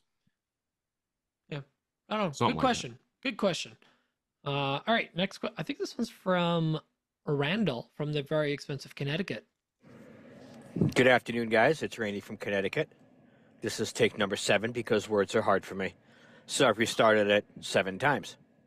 I have to start an Etsy store sooner than I wanted to, which means I have stopped building shop furniture for myself and now have to pivot. Basically, in a nutshell, my rent is going up over $1,000 between this year and next year, and I just can't afford that. So I either have to buy a house or find a new place, and I need extra money besides what I'm taking in at my other job that I work during the night. Anyway, starting an Etsy store. How do I do it? Is there any really good video on how to do it? And what do I sell first? Do I go to cutting boards, which I think the market is flooded with basic run-of-the-mill cutting boards, but I could be wrong. Do I start with the natural wood-looking wooden 4x4 coasters everybody seems to be pushing lately? Do I do both? Do I do something else? What do I do? I'm completely lost with this. I'm completely new at this. So I'm just kind of asking your opinion. Talk to you guys next week. Yeah, Very I think you should good-looking go question. first. Well, so you asked a couple things. So, first of all, if you need a video, I actually released a video, but at this point, it's 2 years or so old. It's still very relevant, though. It's still very relevant about getting started on Etsy. I would check that out. It's just on my YouTube channel. There's no whatever. Just go check it out. Put it on in the background while you're doing stuff in the shop. I think you'll get some good info on there and just how to get started, what it could mean, like what are the potentials, what you need to focus on. That a lot of that has not changed. Another thing, I did a second updated video about 2 months ago for the Maker Collab University. And if you wanted to actually sign up for the Maker Collab, you have access to all the backdate stuff as well. So do a month, there's some awesome content. We're actually going to be doing another class for them, I think in June or July. Just kind of like the next steps or like what else to consider. So that might be a fun thing for you to check out. But there's some good info on there, and they actually have some specific classes, video classes that they had other makers teach on, like Shopify specifically. on growing that or growing your own website. So there's a lot of good resources there. So I'll shout them out. Go check out Maker Collab University. But just the main thing is start listing. ABL, always be listing. Nothing wrong with the run of the mill cutting board. People are gonna, sometimes people are just gonna be like, hey, like Randy, like I know you make cutting boards. Do you have like a list of them? Do you have pictures of them? Whatever. Just know that cutting boards are a little heavier. You want to use pirate ship, obviously. Don't be afraid to just list something just because someone else makes it. It's not like you're stealing their idea. Cutting boards are not original, but some of them are, obviously. Some people are doing some good work, but just do it. Just list it. Do some run of the mill stuff. Do some here's the thing. The basic stuff, it sells. The cutting boards, the coasters, like people just, they're going to buy those. People just buy them as one-offs. I have like 8 cutting boards in my house. 2 of them are not even my own. Like I've either bought or gotten them over the years. Like, and I still use them. And people have mine in their houses, and they sometimes will buy more because they just want a different size or for something different. Like, don't underestimate the power of a cutting board. And you're going to be just as happy with a $150 cutting board sale as you will be with a bunch of other little items that you got to make. Cutting board's way easier, honestly. So just get into it, start doing it, list it. If you have any questions, reach out to me, reach out to Dan, Braden. Like we all are very familiar with small shops with Etsy. I think you just got to list it. What was the other questions? I'm blanking now. I think that was pretty much it. Main thing, yeah. How to start, what to start with. But yeah, see what you can do. Braden, what do you think? No, I totally agree with you. And I don't sell as much on Etsy. How dare you? As you guys. I know, it's ridiculous. I think that one thing that a lot of people forget to focus on is presentation. So the things that are going to get you sales on Etsy, take every single thing that you've made, list it on Etsy, take good pictures. If you have catching pictures, and a little video, maybe even. Yep, the video list, fill up. You get like 10 pictures in a video, fill all of them. Take dramatic shots, take overreaching shots that give you concept of size, because a lot of the feedback that you'll get and a lot of the reviews that you'll get are based around like, hey, this showed up and it was not the size that I thought, or hey, I really like this or like that.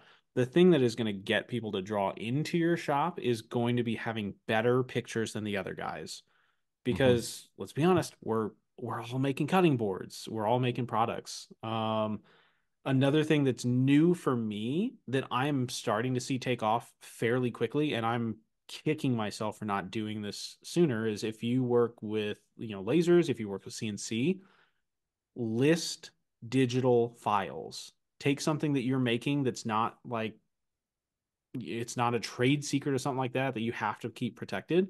I have a two-piece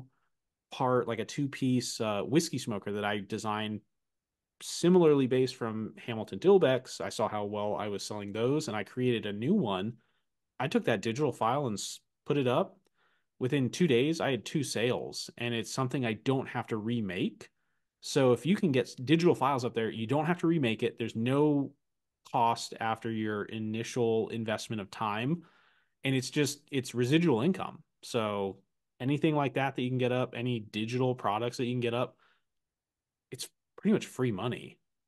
So that's my big takeaway recently is I'm starting to sell digital files, and I'm literally kicking myself for not doing it sooner. Yeah, right on. Dan? Yes. Go watch Pete's video though. Actually, the one he has on YouTube specifically is really good. It started off as just a little how-to on how to get started, but it was a Zoom call I just recorded. It was a Zoom call that he recorded, and at the end there was a lot of questions and answers, and it covers a lot of stuff, and it's really great. As far as what you should list, we can't tell you, man. But what I will tell you is listing things on Etsy is dirt cheap. It's 20 cents to post a listing, a new listing. That is dirt cheap. So list everything you can think of. That's the only way to do it. Like Pete said, always be listing. I don't list a lot of things these days just because I have like 120 something listings now. But you just never know what's going to take off. Like there might be a ton of cutting boards on Etsy, but you may have a specific design that will actually do well and take off. And if that's the case, then lean into that. So I have 120 listings up, but I may sell 20 of them on the regular. And those are the ones I really lean into. But I'm still going to add stuff here and there because you just never know what's going to pop off. You never know what's going to hit. Right now I'm doing ZCIs. A year ago, I was doing bow ties. Who knows? Next year I might be doing cutting boards or catch-all trays. You know, it's wherever the market really takes me. So I can't really give you any advice on what to post. So just Dan, post everything. Honestly, I would love to see a video from you on that topic. On what? Just like getting started on Etsy. it, or like my take on Etsy, and honestly, just make it as a Zoom call and just have a Q&A and record the thing. I'm And not as you- organized as you, though. So here's the thing: you don't need to be organized. You can just do. I would love for you to do a just call to action. Tell the community I'm doing an Etsy Zoom call. I'll tell you everything I do and how I handle it. I don't even know where I would start to tell people. Like, you were so organized. I'm intimidated over the as hell top. about that. Don't worry. Don't worry about that. And if you want, I'll moderate with you. We can do a joint call if you want. I started an Etsy store and things started selling, and that's it. Start at the beginning. That's it. Dan, That's it. Class over. You're doing 5 times what Braden and I are doing combined. Like you're doing something right, which there's value there. You can provide that to the community. The thing is, I don't know what I'm doing right. I'm just doing it. Then just have a Q&A. Honestly, my last hour, just have that for 2 hours where you just answer questions. I'm just doing it. It just We just want to crack Humpty Dumpty open and see what's on the inside. Give me the secrets, the mixed sauce. Give me that. Man, I wish I could give you the secrets. I don't know what they are. Well, we got to work on it together, Dan. All right. I'll have ChatGPT write me a script or something. There it is. Nice. There's the Dan we know. There it is. A shortcut that Dan will like. That is, I mean, we joke, but ChatGPT is fantastic for writing product descriptions. Oh yeah. Titles. It is. Like, Yeah, as long as you have the right prompts. I've been using an AI, and I don't think I've been using ChatGPT specifically, but I've been using an AI to write product descriptions. So that's the thing. I was hesitant to talk about any of the things that'll take your shop to the next level. Potentially, if you use them, they're tools. They're not just, they don't do the work for you. So the first thing is just get started. I think that's what he really needs. But the next step forward is you got ChatGPT, you got eRank, you got research, you got what's the Everbee? I was going to almost say Bumble. Everbee is another one. Like, it's all for research. I don't even know what Everbee is or any of those other things you just mentioned. It's for researching listings on Etsy, essentially, just like eRank. And then for writing stuff, and keywords and all that stuff, you got any of the ChatGPT's AI. What's the one on Windows? Copilot, whatever. They can all help you out. Ask Jeeves I. Yeah, but the other thing you have to worry about is shipping. Is that a thing? Ask Jeeves I. Jeeves I. Jeeves GPT. Jeeves PT. But you had Mark call in with a question about shipping, which is another big thing. So let's get into that one. Hey, Dan. Big fan of you and Pete. Listen to the podcast every week. Congrats on episode 200. I have a shipping question for you. I know you used to go to the post office, I believe, to ship out some of your larger items. Then Pete told you about Pirate Ship, and it was a lot cheaper. My question is, how do you go about learning how to package something larger, like an end table? Do you go with boxes that are standard, or do you make your own? Is there anyone you recommend I watch? It feels very overwhelming thinking about trying to do it or even know where to start. Thanks for any help you can provide. Mike. Good question. Well, Dan, I used to take the little end tables that I make, specifically the C tables. Well, I call them the slide table, but whatever. I used to take those directly unboxed to the UPS store. and have them box it up for me and everything, because they have in that store, they promote that they have the packing guarantee. You take your item to them and they'll pack it for you, and they The guarantee Bear it. Den Blah, blah, has blah. the same promotion. Don't take advantage of it.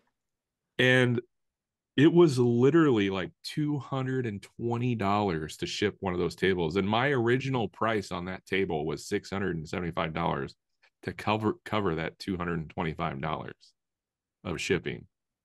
And people bought them. People bought them at that price, which is ridiculous. But there were people that bought them.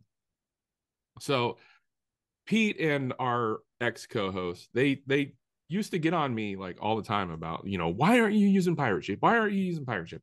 And I'm just like, it's just seems like such a hassle to do my own boxes and all that other stuff. And it just, So I don't have room in my house to store all this shipping stuff. And man, I'll tell you what, I started buying custom box sizes, and they're not really custom because Uline unique offers sizes. so many sizes. You can just go to uline.com and type in the size that you need, and it'll show you all your options. And that's what I did. So I started making tables that fit like a certain footprint. So all the tables that I sell on Etsy are little end tables, and they will all fit in this one box that I got. I have two size boxes now. I have a 24 by 20 by 14, and that's for my C tables. And all my tables I send put together. They're not flat packed, because if anything I've learned from Etsy, it's you can't trust a customer to put something together. Like, I have people that don't understand how a ZCI works. I can't expect a customer to put a table together. So I just ship them fully. But fully where's assembled. the saw? There was a saw in the picture, Dan. Yeah. Why is the saw not included? I paid So- $4.95 for this. So My I have money. two main boxes now that I buy from Uline, the 24 by 20 by 14, and that'll fit two of my table creations. And then the other one is 25 by 16 by 16, which will fit two more of my other tables. And it is expensive. The first like order of boxes is expensive, but when you break it down, it's like $5 a box or $3 a box or something less. like that. Yeah, exactly. Yeah. Yeah. And it serves you better if you buy those boxes in bulk, because a place like Uline will charge you an exorbitant amount for shipping. It's ridiculous, especially these bigger boxes, because they have to come on a pallet. So if they have to palletize it, it's got to be freight shipping. So I order as much as I can, because I know I'm going to need all this stuff. And then when it arrives, I find a place for it in my home, which is not in the best place currently. But that's the big secret right there. Ordering custom boxes from a place like Uline or customboxes.io. I know there's a bunch of places. I just happen to use Uline. Amazon. You can get custom boxes right off Amazon. You can get custom boxes and packaging right through Temu. These days I order all my bubble mailers that I send all my ZCIs from Temu. And I'm going to keep saying Temu because that's the proper way to say it. I just have to say, Dan talking about boxing up his table creations just makes me think that he's boxing up like tableside guac, just whole boxes of it and shipping it out. I buy super heavy duty tape from Menards. Don't get the cheap tape. That's no. Oh my god, that's the Cheap thing. tape will Don't make get you the cheap so mad. friggin' tape. Get it good is quality garbage. heavy duty tape. Yeah. Packing tape. I'm gonna take that one. Pete is 100% right. Do not buy the cheap Don't tape. get the Oh cheap my tape. god. Yo, I'm gonna take that honestly, one step further and say get like a good tape gun, like the Yes, tape thing good tape too. gun. Get one Yeah. of those. or get a 2-pack. I love this. Oh no, I have like the gun. that Yeah. Actually, Oh, like, I have the gun too. The I have slap and this, peel. if you but I get prefer this. if you get a gun, there are guns where like when you touch the like little paddle that's at the top, when you push that back against the box, the teeth extract, like they actually come out to cut the tape. Oh, I mean, it's a I game think changer. that would Oh, be nice. efficient. Here's if the thing. if you're doing a bunch of boxes a day. I'm doing like maybe one or two a day. It's One or honestly, it was two a game week, changer really, long at this term. point. Like I handle one, and here's the thing: we're very green household here. We recycle, we upcycle, we try to not have a big footprint if we can. When it comes to tape, the environment, like honestly, like thick tape. I don't think I'm making a huge difference from thin tape to thick tape. Boxes, obviously, I try to upcycle. I use Amazon boxes, whatever that. When it comes to tape, the environment, I will use whatever tape is good. I'm not gonna use duct tape, but thick, clear tape, because also you can tape it twice and you're done. Right. Thin tape, you got to tape it like 6 times all the way around the box with the big stuff. And it doesn't hold real well. It feels like it's coming off. Yeah, exactly. It's the worst. So the other thing about boxes is make sure you get like a good thick wall box, like a heavy duty box. Don't get something thin and terrible. I mean, you were using if you're gonna panels, right, for a little bit. Yeah, I'm gonna get to that. I use thin, flimsy boxes for like bow ties and stuff. Like that's no big deal. But if you're using a flimsy box for like a table that you've put together, I mean, you're just asking for trouble. So I buy heavy duty boxes that they have like a 400-pound like tear weight on them or whatever Uline calls it. I forget. These boxes are officially rated to hold more than Dan's chairs. Basically, yes. And then I know this is an audio podcast, but I will go to Menards and buy these styrofoam panels. I think they're for insulation. Fiberglass?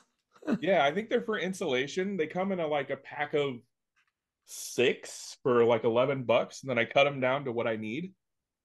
This panel is, what is it, 48 or 50 by 14, which is almost perfect what I use for everything. So, and then I'll pack all the sides of the inside of the box with this, and then I wrap the tables in bubble wrap, and then Bob's your uncle. Plus, when your customers get their tables, they can take them all out, and then because of the styrofoam, they also have a free Daniel Dunlap's Woodworks cooler. Yeah, really, really. Some assembly or a cat house, single use, or a cat house or something. Yeah, my cat loves those boxes. Oh yeah, those boxes are so damn sturdy. I actually have one that's taped up halfway and flipped upside down, and it's become like one of my work tables over there. It's real ghetto. Dan, I want to point out something that just like over the years of being your friend, I've noticed, and this is now happening again. You talk about your tape gun and you say like, if I was doing like 100 or whatever, you literally put out more volume than some Amazon distribution centers. Like, you are at that point where you need to be looking for anything that can optimize your process. I like this tape gun though. He doesn't get it, and that's fine if you like it. But anything you can do to optimize your product, like these are the seconds that you could be using to grow. So I always like how understated you are about your business. I mean, you joke about not telling people, do you know who I am? But people should know who you are. Okay. Yeah. Now I'm just real uncomfortable.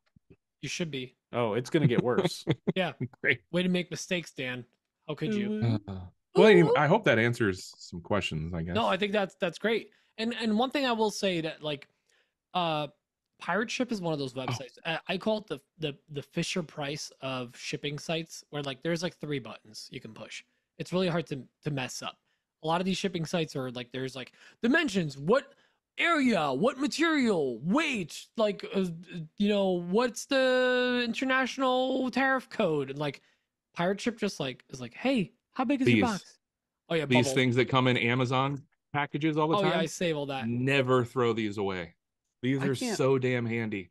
I can't keep those though because I have a 5-year-old, and they're fun to jump on. Hide it. Put it in one of your car garages. Braden had a roll of bubble wrap in his garage once in his shop, and his daughter just rolled it out and was jumping all over it one day. I was like, that's my girl. I mean, it's hard to disagree with it. Like, it is bussin'. It's fun, but yeah, I can't keep stuff like that. I also have like that pull paper that like kind of rotates out, like the geometric shapes kind of rotate out as like packing filler. I think I have the cardboard bubble wrap or the paper Yeah. bubble wrap. Yeah, Oh, I'm that's what pretty it is. close to Yeah. buying one of those craft paper rollers where you can pull it out and then just bunch it up and shove it into a box. Yeah, you can do and that that's your. too.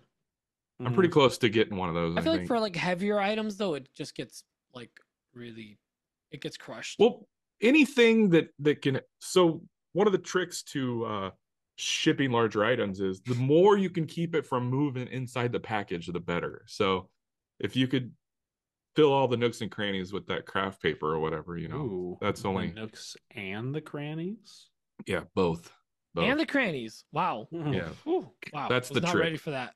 In the the year of our Lord 2024, we're talking about nooks and crannies. You can put anything on the internet now. Yeah. It's true. Yeah. We're on the internet.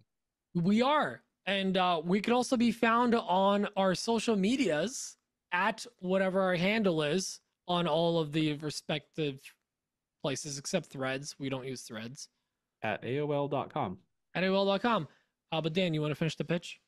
I think we're done. There's no more questions. Are we wrapping I up? was doing an outro. I was like, we're almost at 2 hours. Let's wrap it. This is good info on this episode too. Yeah, big shout out to all of our patrons. You help us each and every week. We can't do this without you. We love you long time. If you want to help us, you can always join us over on Patreon, or you could share the show. Share it far and wide. We like billboards. Yeah, rent a billboard. That'd be cool. We should Billboard's do cool. that, or maybe one of our listeners should. But don't put the billboard in like a podunk town where everybody's definitely missing not teeth. in Don't do Iowa. that. I'm gonna be honest. You put it in any billboard, I will send you a free T-shirt. Just send me that snap. That's it. Yeah. All right, guys. Well, thank you for joining us. We'll see you all next week. Make sure to check out patreon.com/anotherwoodshop podcast and check out the video next week, the live on youtube.com/anotherwoodshop podcast. We'll see you all next week. Love you. Bye. Miss you already.